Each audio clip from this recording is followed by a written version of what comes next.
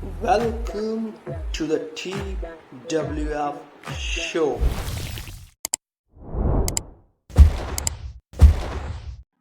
स्वागत है दोस्तों आपका आपकी अपनी चैनल TWF शो में।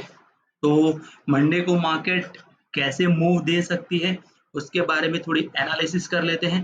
तो 15 मिनट का जो टाइम फ्रेम है सबसे बढ़िया रहता है। ठीक है, अब थोड़ा पहले मैं अपनी स्टाइल पैटर्न के बारे में बात कर लूँ। मैं कैसे ट्रेड लेता हूँ, तो मैं ट्रेड लेता हूँ लेवल्स, कैंडल पैटर्न और प्राइस एक्शन, तीन चीजें। इंडिकेटर्स में बात करूं तो एक ही इंडिकेटर है, आप देख सकते हो, वो भी तीनों के तीनों एक ही कॉपी। मूविंग एवरेज 20 दिन की, मूविंग एवरेज 50 दिन की, 200 दिन की, आप देख सकते हो। वो एक हमें हिंट देते हैं सपोर्ट और रेजिस्टेंस का, और बढ़िया देते हैं। मैं ज्यादा कोई और इंडिकेटर इस्तेमाल नहीं करता। अब आ जाते हैं पहले वन डे टाइम फ्रेम में। वन डे टाइम फ्रेम में आप देखेंगे, क्योंकि एक बड़ा मूव यहाँ मुझे नजर आ रहा है, तो आप देख सकते हो यहाँ पे निफ्टी 50 को 17,601 पे बढ़िया सपोर्ट, मतलब वन डे टाइम फ्रेम में। अगर यही चीज मैं करूं 15 मिनट में, आप देखें तो ये रेजिस्टेंस बन जाता है 681 का। पर 50 दिन का सपोर्ट मिलता है यहाँ पे, 50 दिन की जो मूविंग एवरेज है वो अच्छा बढ़िया सपोर्ट दे रही है।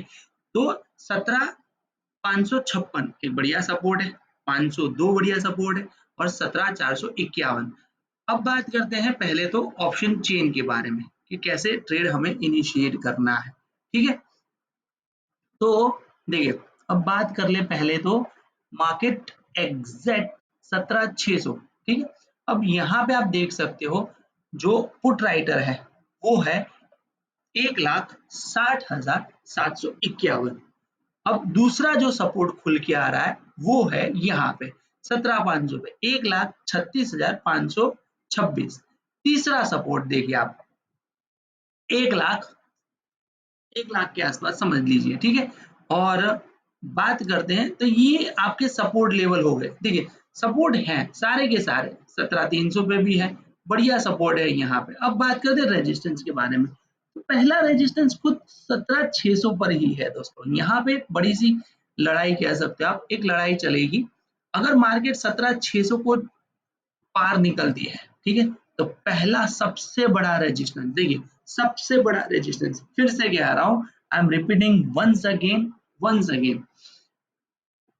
ये सबसे बड़ा रेजिस्टेंस रहने वाला है 17,700 का। अगर वो, मेरा मानना है कि यहाँ से अपसाइड इतने से ज्यादा मूव नहीं आ सकता, तो मार्केट एक रेंज में घूमने का काम कर सकती है।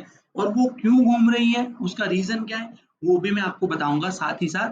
तो ये हो गया सपोर्ट एंड रेजिस्टेंस। तो सपोर्ट हमारे हैं 17,500, 17,400, 17,700, एक रेजिस्टेंस समझ के चलेंगे निफ्टी 50 में। अब आ जाते हैं बैंक निफ्टी में। तो बैंक निफ्टी जो है, तो बैंक निफ्टी की बात करें तो बैंक निफ्टी में पहले तो दोस्तों देखिए, वन डे टाइम फ्रेम में यहाँ पे एक बहुत बड़ी चीज हो चुकी है। अब बैंक निफ्टी में बात करें तो आप ये देख सकते हो, ये जो कैंडल पैटर्न बनी है ये है बेरिश इनगल्फिंग। अब आप यहाँ पे देखिए, मैंने गूगल पे ये आपके लिए निकाल के रखा है। यहाँ पे आप देख सकते हो, जब भी बेरिश इनगल्फिंग, इनगल्फिंग पैटर्न दो तरह की होती है। एक बुलिश होती है जब मार्केट अप ट्रेंड जा सकती है, और डाउन ट्रेंड के लिए बेरिश होती है। आप यहाँ पे भी देख सकते हो, दो बढ़िया बढ़िया आपको दिखाए गए हैं कि अगर ये बनती है फॉर्मेशन, ठीक है, तो जैसे इसका लो टूटता है, तो मतलब हमें क्या याद रखना है, देखिए ये लो टूट चुका है और मार्केट यहाँ पे नीचे आ चुकी है। तो 42,112, मतलब इससे अगर मार्केट नीचे रहती है तो हमें पुट साइड ही ट्रेड इनिशिएट करने चाहिए। ठीक है, अब ये वन डे टाइम फ्रेम हो गया।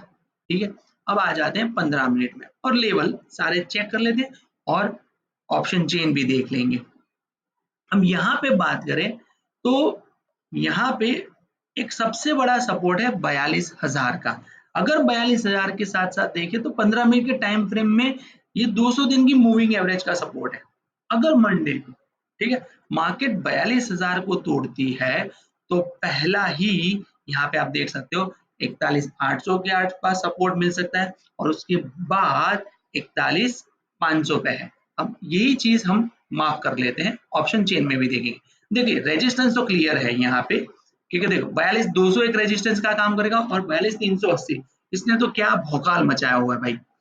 यहाँ पे देखिए कितना बड़ा कैंडल बना था अपसाइड का और मार्केट देखिए फिर धड़ाम से नीचे। और यहाँ पे आपको देखिए एक चीज समझनी होगी, यहाँ पे ऐसे ट्रैप किया जाता है और यहाँ बायर को बाय करने के लिए इनिशिएट करवाया जाता है और फिर पूरी मार्केट क्रैश कर दी जाती है। और यहाँ पे छोटे छोटे जो बायर होते हैं, रिटेल ट्रेडर्स होते हैं, वो फंसते हैं। तो अब ऑप्शन चेन में हम देख लेते हैं कि भाई क्या हो सकता है। तो सपोर्ट एंड रेजिस्टेंस के लिए एनएससी की वेबसाइट फिर से और बैंक निफ्टी, ठीक है 27 अप्रैल नई एक्सपायरी। तो आ जाते हैं, हमारा जो लेवल है 42,000, ठीक है 42,100। अब यहाँ पे आप देख लीजिए, फिर से देख लीजिए सपोर्ट बोला था ना, यही है 42,000 एक सपोर्ट का काम कर सकता है। अब सीधा देखिए, अब यहाँ पे थोड़ी कह सकते हैं मुझे फिक्र हो रही है कि मार्केट सस्टेन करेगा कि नहीं करेगा, नहीं लग रहा, वीक हो चुका है। यहाँ पे जो पुट राइटर है वो कम होते जा रहे हैं। अब एक ही भरोसा लग रहा है ज्यादा से ज्यादा 41,500, ये एक अच्छा सपोर्ट का काम कर सकता है। पर हाँ एक चीज है कि मैंने पहले भी कहा था आपसे कि मार्केट एक रेंज में काम कर रही है अभी। तो यहाँ पे एक सपोर्ट की कह सकते हैं होप है हमारे पास 41,800 पे। और बात करें अब सामने आ जाते हैं तो रेजिस्टेंस देख लीजिए आप। रेजिस्टेंस तो भाई साहब क्या, देखिए इन द मनी 42,000 पे सीधा रेजिस्टेंस, 42,000 पे ही रेजिस्टेंस है।